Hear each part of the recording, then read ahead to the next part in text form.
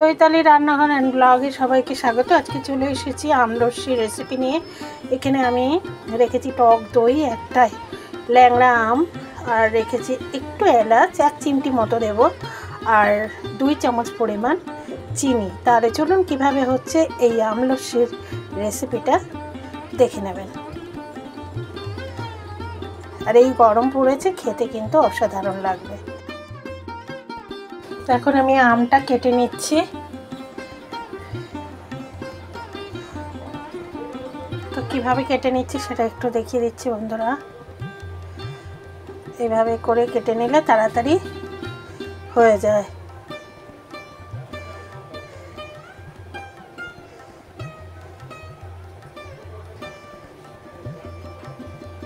আর আম তো আস্তে আস্তে শেষের দিকে, তো এই সময় শেষ হওয়ার আগে আম খেয়ে নিন।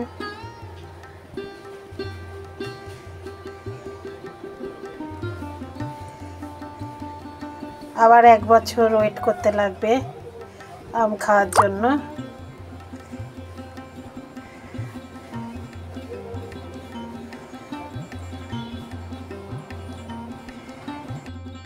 একটা আমি জার নিয়ে নিয়েছি,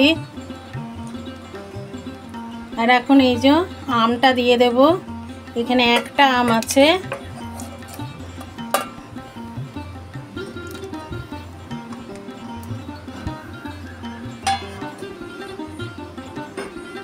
এখানে 1 কাপ পরিমাণ টক দই,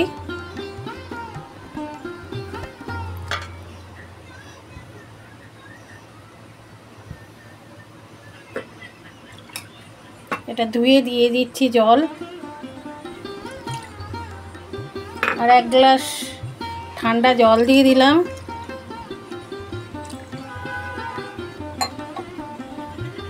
আর এখানে রয়েছে 2 চামচ পরিমাণ চিনি,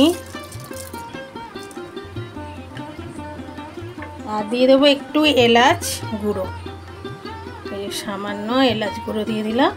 আর একটু বরফ দেব, আর দিয়ে দিচ্ছি বরফ। আমি একসাথে ব্লেন্ড করে দেব। আর সাজানোর জন্য একটু আম রাখবো, কুচানো আম। দেখো বন্ধুরা, আমি এখন ব্লেন্ড করে নিচ্ছি লস্যিটা।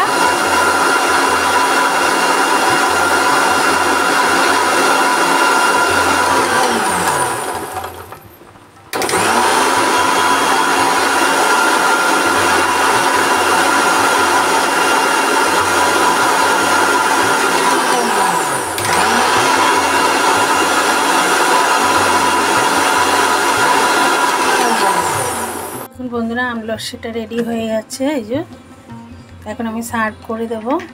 আর এটা ফ্রিজে রেখে খেলে বেশি ভালো লাগবে। আমলস্যি পরিবেশন করছি।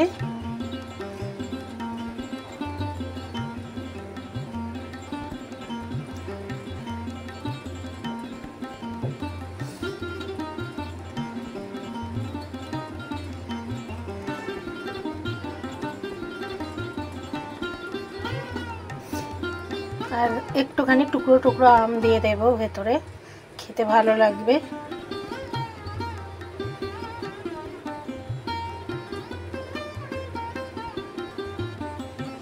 কয়েকটা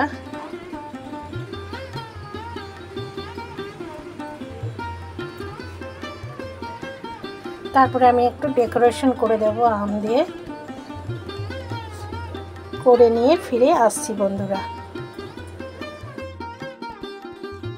আমলস্যি রেডি। আপনাদের যদি এই রেসিপিটা ভালো লেগে থাকে তাহলে লাইক, কমেন্ট, শেয়ার করে দেবেন, বেল আইকনটা প্রেস করে দেবেন। আমি যখনই রান্না দেব প্রথমেই নোটিফিকেশনটা পেয়ে যাবেন। ধন্যবাদ।